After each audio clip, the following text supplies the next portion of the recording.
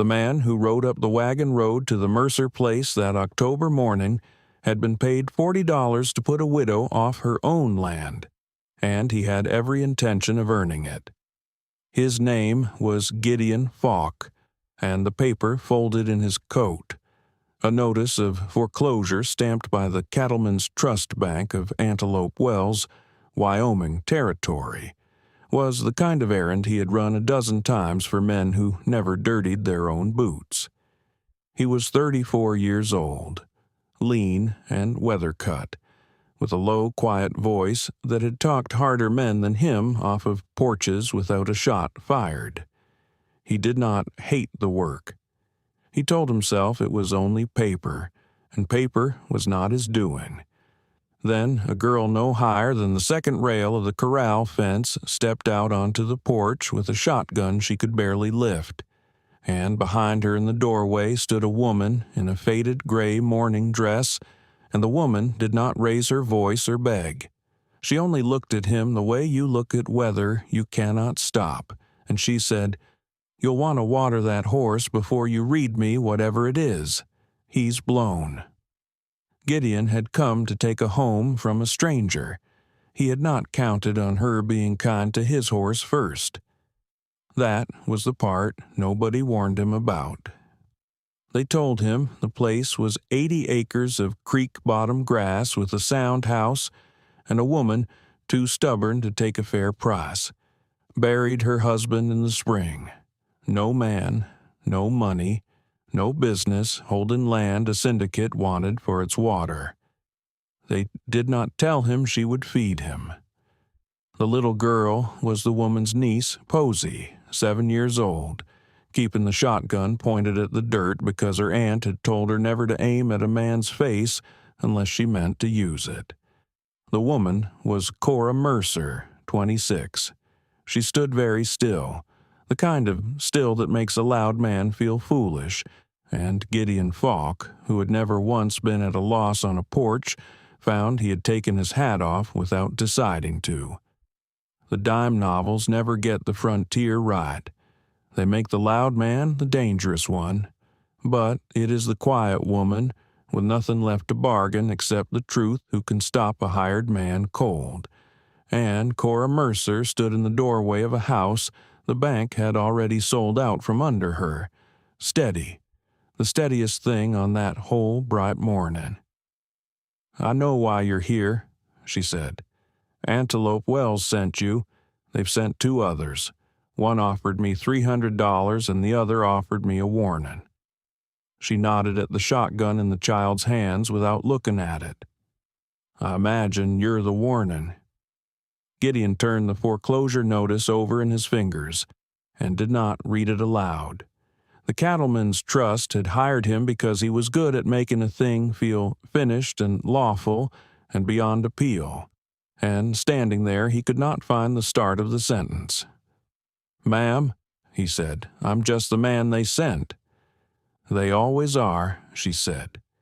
And then, because the horse really was blown, and because she really was kind in the particular hard way of people who have learned that cruelty costs more than it pays, she stepped aside from the door. "There's coffee. You can read it to me at the table like a Christian, or you can shout it from the yard like the last one. Your choice." He should have read it from the yard. He knew that even then. A man does not sit at the table of the woman he has come to dispossess.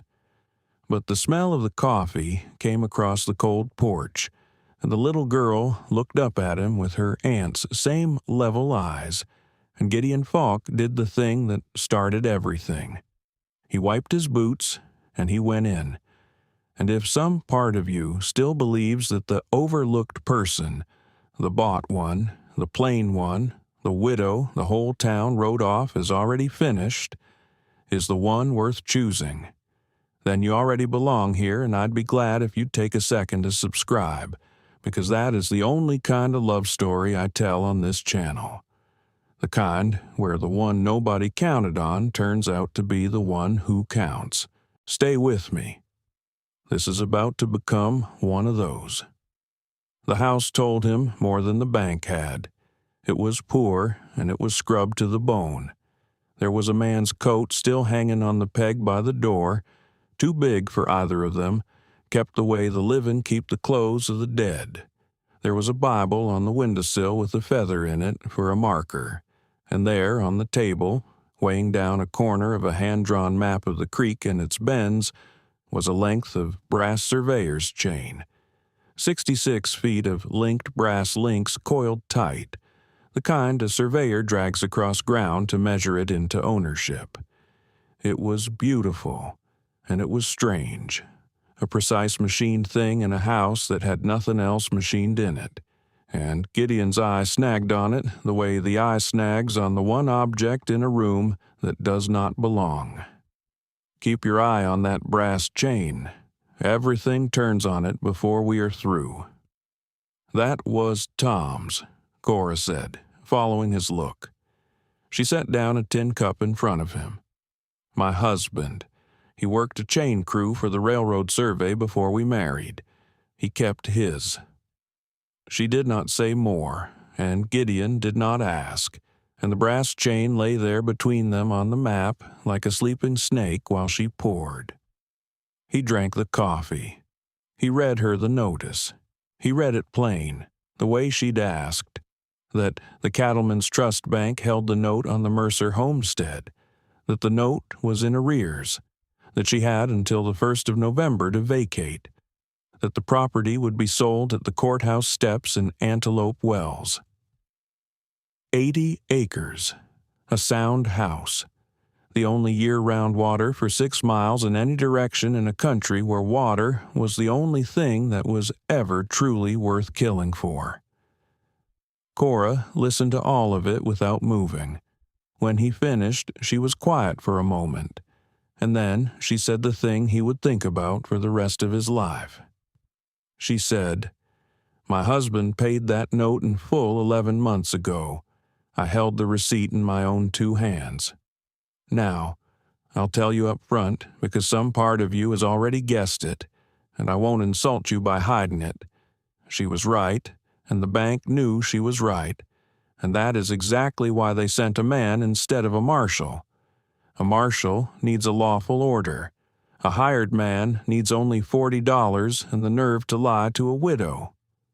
The Cattlemen's Trust did not want the 80 acres because the note was unpaid. They wanted it because of what Tom Mercer had measured with that brass chain in the last spring of his life, and what he had written down, and where he had hidden it.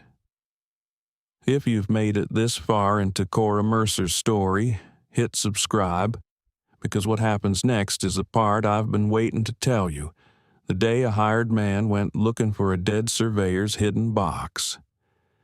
Because here is what Gideon Falk did next, and it was the second strange thing he did that day, and it was the one that cost him everything he had built. He did not tell her she was mistaken. He had read enough men to know the difference between a woman lying and a woman who has been lied to, and Cora Mercer was the second kind. He folded the notice back into his coat. He looked at the brass chain on the table, and he said, "Where's the receipt now?" "Gone," she said. "The morning Tom died, his ledger and the receipt and a good deal else went out of this house while I was at the burying. I came home from putting my husband in the ground, and the lock was broke and the papers were gone. I have no proof I ever paid a cent. That's how they do it. You take a man to the graveyard, and they take his house while your back is turned." Gideon had spent 12 years being the back. Somebody's house was taken behind. He knew the method because he was the method. And sitting in that scrubbed poor kitchen with the dead man's coat on the peg and the dead man's chain on the table and the dead man's wife pouring him a second cup she could not spare, something in him that he had kept very quiet for a very long time stood up and would not sit back down. He did not say any of that. What he said was, "Ma'am, I'll need to see the creek." That was Act 1, you might say, the part where the wrong man walks into the right house. But the frontier did not deal in acts. It dealt in seasons, and winter was coming, and the bank had given Cora Mercer until the 1st of November, and Gideon Falk had just decided, without quite admitting it to himself, that he was going to spend the $40 they paid him to ruin her on saving her instead. What he learned at the creek changed the shape of the whole thing. Cora walked him along the water with Posey trailing behind throwing rocks, and she showed him the bends, and she showed him the place where the bank had begun, very quietly, to drive survey stakes on her side of the line.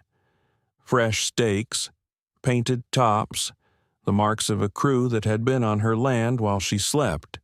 And Gideon, who had carried a foreclosure paper for the Cattlemen's Trust into a dozen valleys, looked at those stakes and understood at last what the brass chain on the table was really for. "Your husband resurveyed this creek," he said. It was not a question. Cora stopped walking. "He did. The last spring. He said the railroad's first survey had the section corner in the wrong place, half a mile wrong, and that the error put the spring on the next parcel over instead of on ours. He said when the railroad came through they'd buy the parcel with the water and leave the rest worthless. He went out with his chain and his transit, and he ran the line himself. True, and he found the cornerstone the first crew had buried under brush, and he marked it, and he wrote it all into his ledger. He was going to file a corrected plat at the Territorial Land Office in Cheyenne." She looked at the painted stakes. "He died of a bad appendix 4 days before he was to go, and the receipt went, and the ledger went, and now they're staking my water like he never measured a foot of it. The brass chain was not a keepsake.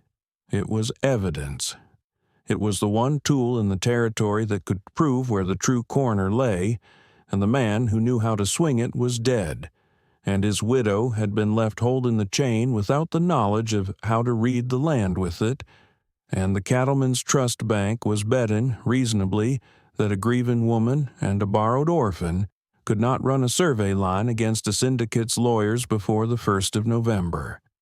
They had not counted on Gideon Falk having been, before he was a bank's hired hand, a railroad chainman himself. He had not told her that. He had not told anyone that in years, because the railroad survey was where he had learned that a line on a map could make a family rich or put them off their grass forever, and that the man holding the chain was the man who decided which, and he had not liked what that knowledge had made of him. He had set the chain down and picked up easier, dirtier work. And now, here it was again, 66 feet of brass on a dead man's table, asking him the only question that had ever mattered about a man like him. "Which line are you going to run?" "I can read his ledger if we find it," Gideon said, "and I can swing that chain. I ran section lines for the Union Pacific for 6 years before this. If your husband found the true corner and marked the stone, I can find his mark and prove it, and a corrected plat filed in Cheyenne is law that no bank in this territory can argue with paper." He stopped. The size of what he was saying landed on both of them at once. "But I'd be running it against the men who pay me. I'd be done in Antelope Wells. I'd be done in every cow town between here and the Platte." Cora Mercer looked at him for a long moment. The cold creek talking over the stones between them and the little girl singing some tuneless thing to the willows, and she said, "I didn't ask you to. I don't even know you. For all I know, you'll find his mark and sell it to them yourself for more than $40. She did not say it cruel. She said it the way you state a fact about the weather. "Why would a man like you run a true line for a woman like me?" It was a fair question. It was the question. And Gideon Falk, who had a gift for talking and had used it his whole life to make wrong things sound finished and lawful, found he had no smooth answer for it at all. So he gave her the only true one he had. "Because somebody ran a false one once," he said, "and I held the chain, and a family I never met went off their grass in the winter because the corner stone I drove was 18 inches from where it should have been. And I knew it, and I drove it anyway. I've been spending money I made off that line for 12 years, and it never once bought me a single night of sleep." He looked at the brass coiled in his memory, and at the painted stakes in the brush, and at the woman who had watered his horse before she'd let him read her the paper that was meant to ruin her. "I can't go back and pull that stone, but I can drive a true one here, and I find I'd rather do that than eat for the rest of my life." She did not thank him. People who have lost everything do not waste thanks on a thing not yet done. But she folded her arms and looked at the creek and the stakes and the long brown country running out to the mountains, and she said, "Then you'd best stay to supper. It's a far ride to town to be done in, and you'll want your strength for it." The hunt for the ledger took 11 days, and they were the 11 days that the bank's clock was running down toward the 1st of November, and they were also, though neither of them would have said it, and Posey said it for them by climbing into Gideon's lap by the fire on the 4th night and falling asleep there as if she had always done it. The 11 days in which a hired man and a marked widow stopped being strangers. He slept in the barn. He mended the corral while he was at it, and he reset a gate that had hung crooked since the spring, and Cora watched him do it from the kitchen window, and did not let herself make anything of the fact that he fixed things without being asked, the way Tom had. They tore the house apart, looking for where Tom Mercer might have hidden a copy of his ledger, because Cora was sure he'd have kept one. Tom never trusted a single copy of anything in his life. He was a surveyor. He believed in checks. And they found nothing, and the painted stakes multiplied along the creek, and a man from the bank rode out on the 7th day to inform Cora pleasantly that the sheriff would assist her departure on the 2nd of November if she had not gone, and tipped his hat to her and looked at Gideon sitting on the corral fence with a long, unreadable look that told them both that word had already reached Antelope Wells about whose side the warning had taken. It was Posey who found it. Children look where adults do not, in the low places and the foolish places. She had gone out to the cold-frame garden to dig for the last carrots, and her spade had struck something that rang, and she came running with dirt to the elbow, shouting that there was a box buried where the carrots were, and there was. A tin box, sealed with wax, buried under the cold frame by a man who had known he was going to Cheyenne and had taken the surveyor's precaution of leaving a true copy behind in case the road or the weather or fate took the original. They opened it on the kitchen table by lamplight, the brass chain pushed aside to make room. Inside was Tom Mercer's field ledger, the pages dense with the small numbers of a chainman, bearings, distances, the patient arithmetic of a line run true. Inside was a hand-drawn plat showing the real section corner a half-mile from where the railroad's first survey had put it, and a careful note in Tom's poor honest hand describing the corner stone, a buried sandstone block with a drilled cross, and the letters TM cut into its north face where he had recut the old mark to be sure of it. And inside, folded around the ledger like a wrapper, was the receipt. The original paid-in-full receipt from the Cattlemen's Trust Bank, dated and stamped, proving the note had been cleared 11 months before any man rode out to read a widow a lie. The note had been paid. The land was hers free and clear, and had been the whole time. The foreclosure was a fraud built on a stolen receipt, and the receipt was no longer stolen, and it was lying on the table in the lamplight next to the chain that could prove the water was hers too. Cora Mercer put her hand flat on the receipt as though it might blow away, and for the first time since Gideon had ridden up her wagon road, the steadiness went out of her, just for a moment, and her shoulders came down, and she breathed. 11 months, she said. They knew. The whole time they knew I'd paid, and they sent men to my door to call me a debtor. She was not crying. She was past that. She was something harder and cleaner than that.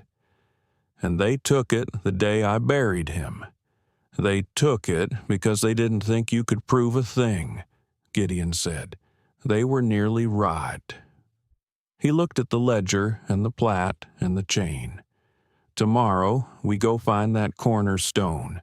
If it's where Tom says, I'll run the line from it with this chain, and I'll plat it, and we take all of it, the receipt and the corrected survey both, to the land office in Cheyenne before the 1st of November. The receipt clears the note. The survey clears the water. After that, the Cattlemen's Trust can sue God if it likes. It won't get a foot of your grass. It took them 2 days. They found the cornerstone exactly where the dead man's ledger said it would be, a buried block of sandstone under a cairn of brush a half-mile up the draw, and Gideon dug it clear with his hands, and there on the north face was the drilled cross and the cut letters TM, faint and true, a dead surveyor's signature in stone.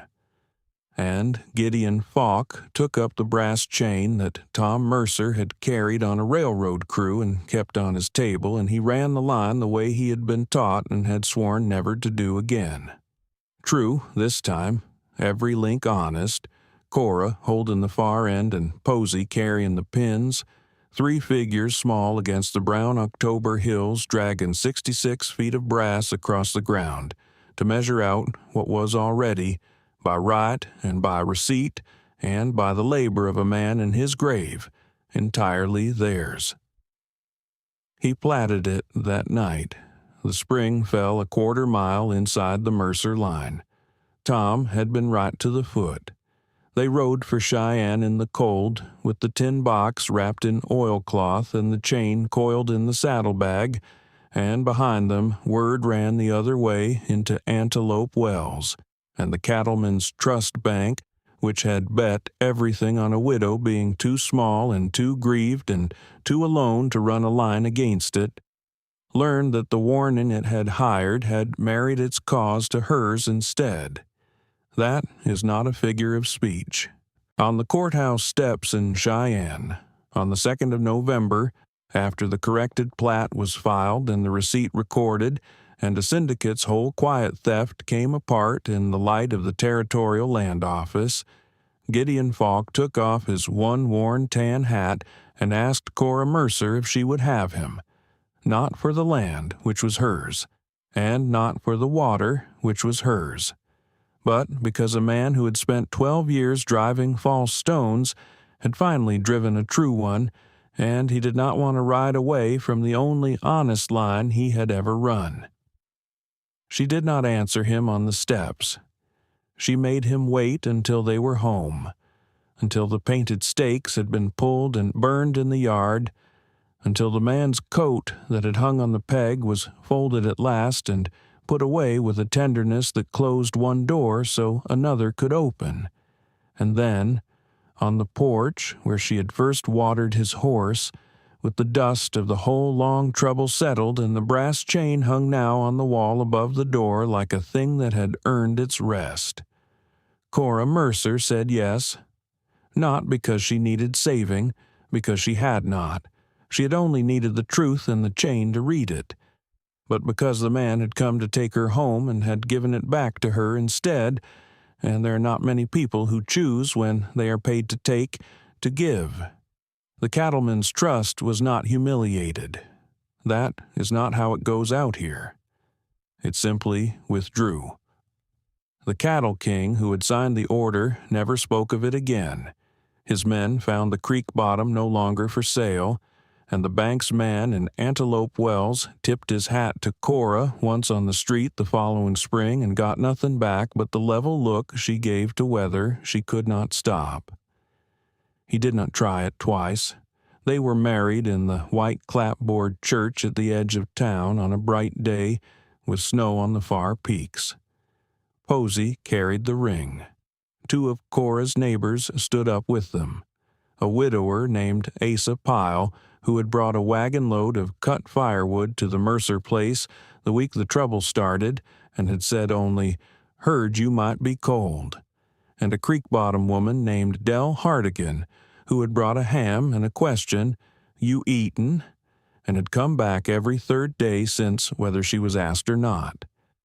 Gideon was 34 when he rode up that wagon road to put a widow off her land. He was 34 still, 6 months later, when he hung a dead man's brass chain above his own front door and understood that the only thing he had ever owned worth keeping was the choice he had made at a stranger's table over a cup of coffee she could not spare. The land kept its water. The water kept the grass. The grass kept them all through that winter and the next, and Posey grew up on it, and learned to read a chain from the man who had married her aunt, and never once pointed a gun at anybody's face because she never again needed to. Some men spend their whole lives running other men's lines and call it earning a living. Now and then, one of them sets the false chain down, picks up a true one, and discovers that the only ground worth standing on is the ground you measured honest. Would you have run the true line and lost everything you'd built? Or would you have read the widow her paper, tipped your hat, and ridden back to town to collect your $40?